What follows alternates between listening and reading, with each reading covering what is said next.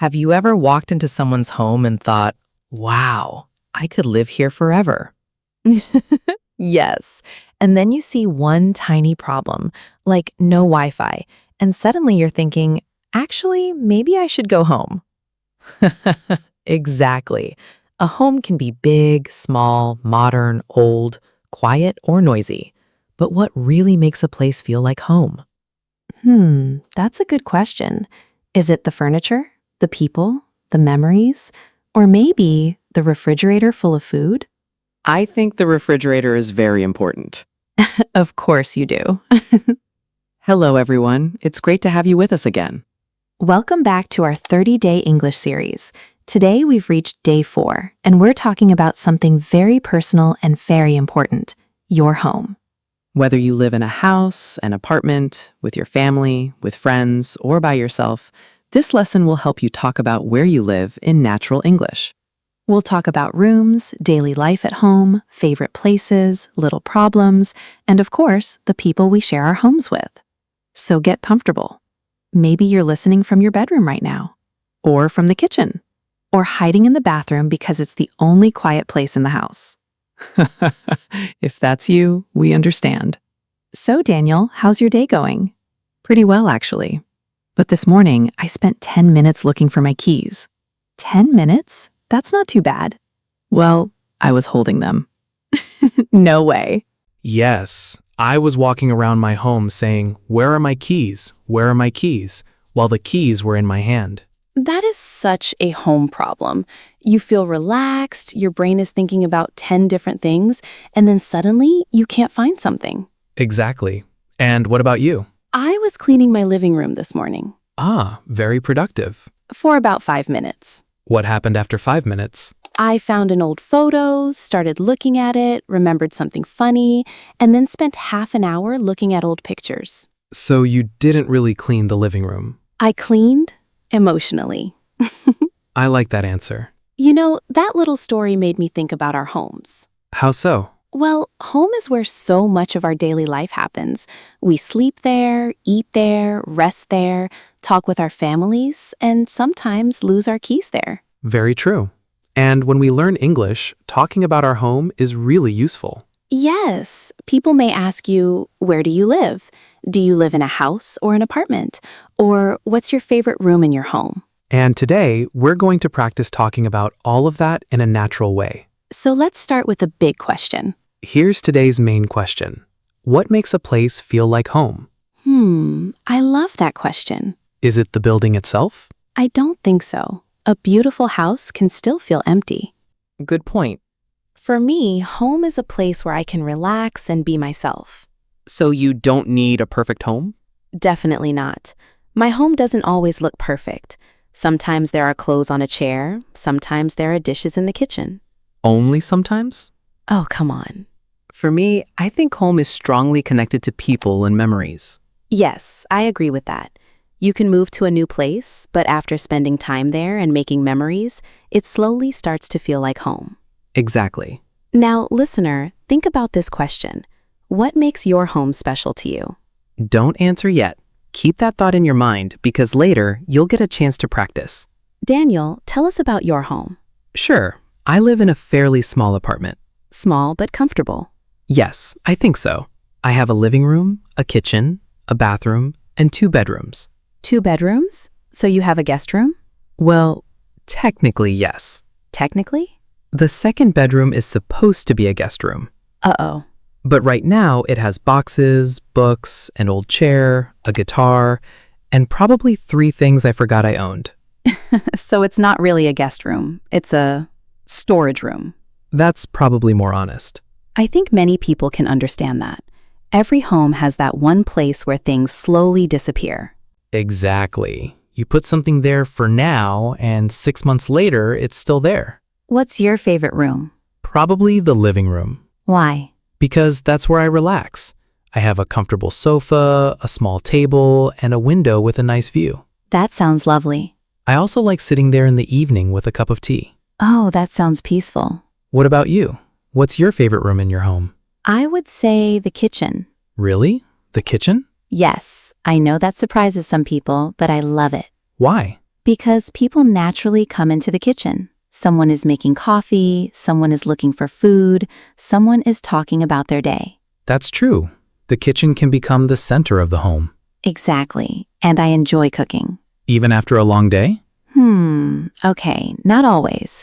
Sometimes after a long day, my favorite activity is opening the refrigerator and hoping a complete meal is waiting for me.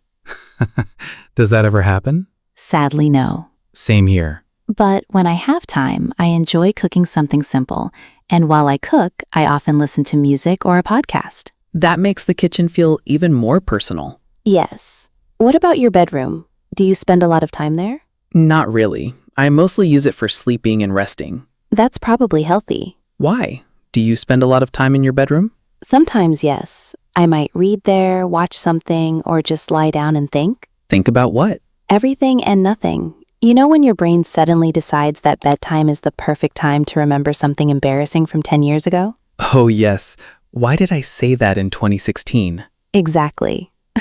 Our homes are also connected to our routines. Absolutely. For example, what do you usually do when you get home? First, I take off my shoes. Then I usually put my bag down and wash my hands. Same. After that, it depends. If I'm tired, I sit down for a few minutes. And those few minutes become an hour? Sometimes. I mean, maybe. What about you? When I get home, I usually change into comfortable clothes immediately. Ah, yes. Home clothes are important. Very important. Sometimes the best part of coming home is changing out of your work clothes. I completely agree. Then I usually make a drink, check if I need to do anything, and try to relax. Try? Well, life doesn't always let you relax, does it? That's true. Here's something I want to ask you. Do you think a home should always be very clean and organized? I'm not sure about that. Really? I thought you liked a clean home. I do, but I don't think a home needs to look perfect all the time. I see what you mean. If people are living in a home, using it, cooking, studying, playing, and relaxing, sometimes it will look a little messy. Maybe, but I feel much calmer when everything is in its proper place. I understand that. A clean space can make your mind feel calmer. Exactly. If there are things everywhere, I find it difficult to focus. That's fair, but I think there's a difference between comfortable and lived in and completely messy. Ah, okay. So you don't support living in chaos. Definitely not. I just don't want to spend every minute cleaning. You've got a point. And honestly, sometimes I think people put too much pressure on themselves to have a perfect home. That's a good point. A home is for living, not for showing people how perfect you are. Exactly.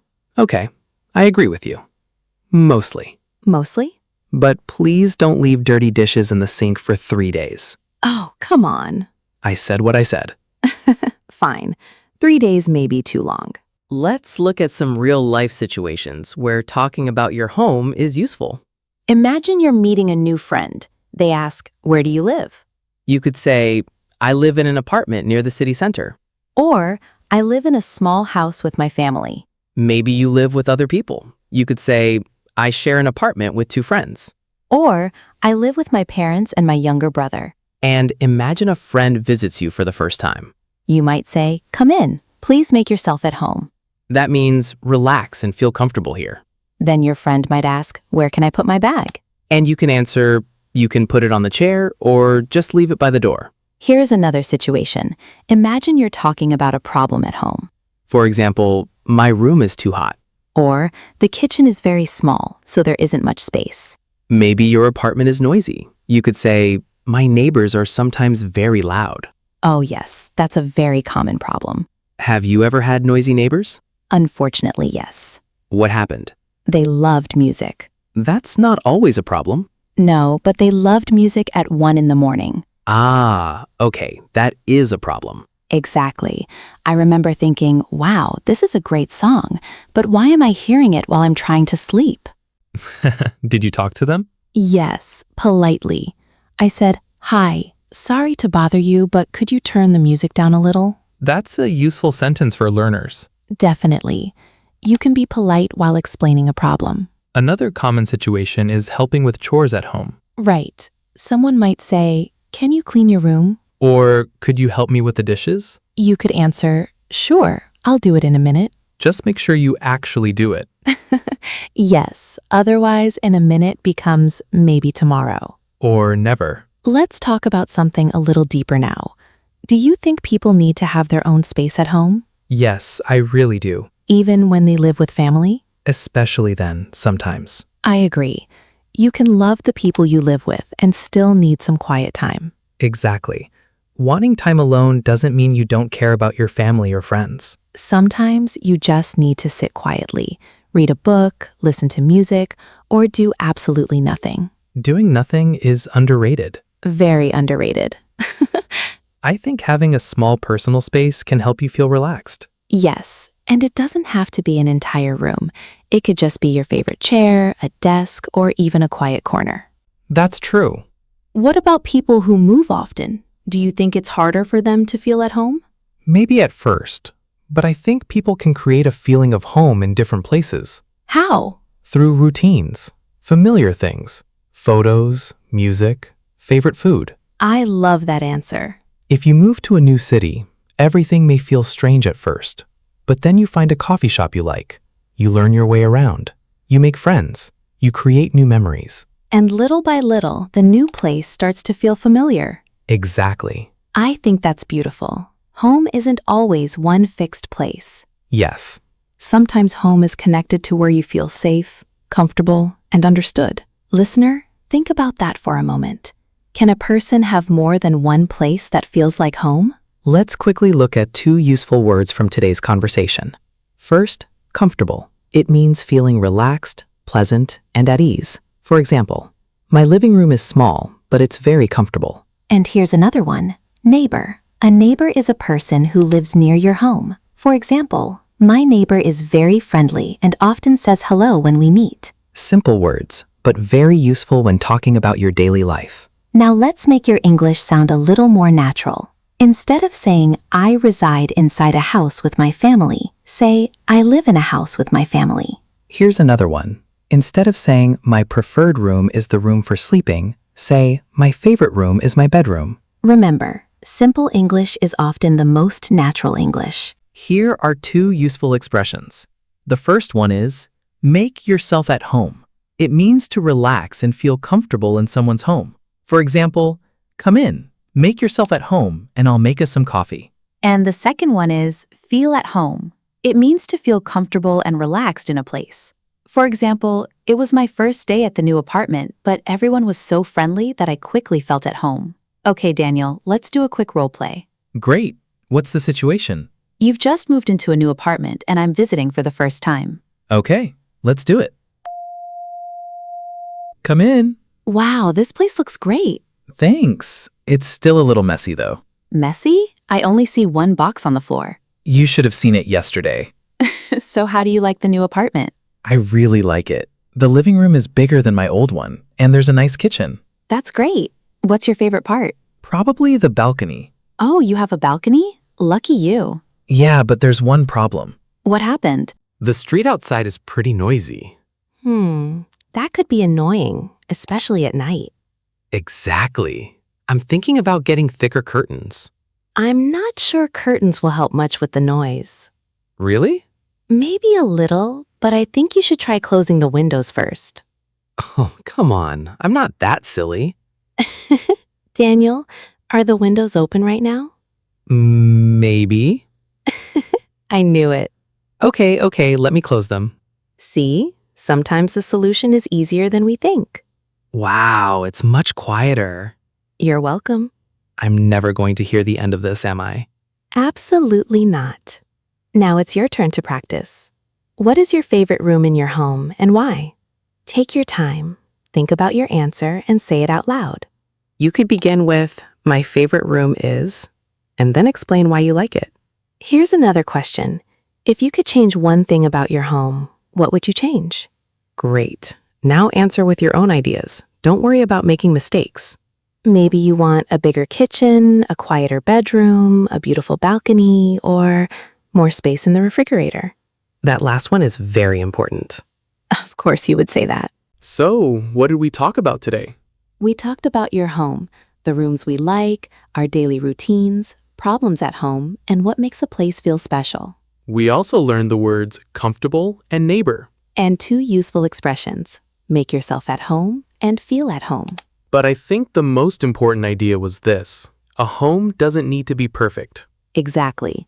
What matters is how you feel there and the memories you create. Before we go, here's a question for you. If you had to describe your home using only 3 words, which 3 words would you choose and why? Think about it and share your answer with us. Great job today.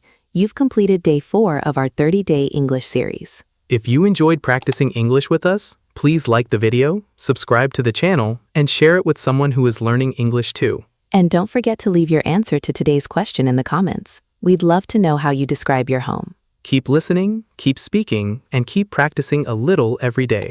And come back tomorrow for day 5 of our 30-day English series. See you next time. Bye, everyone.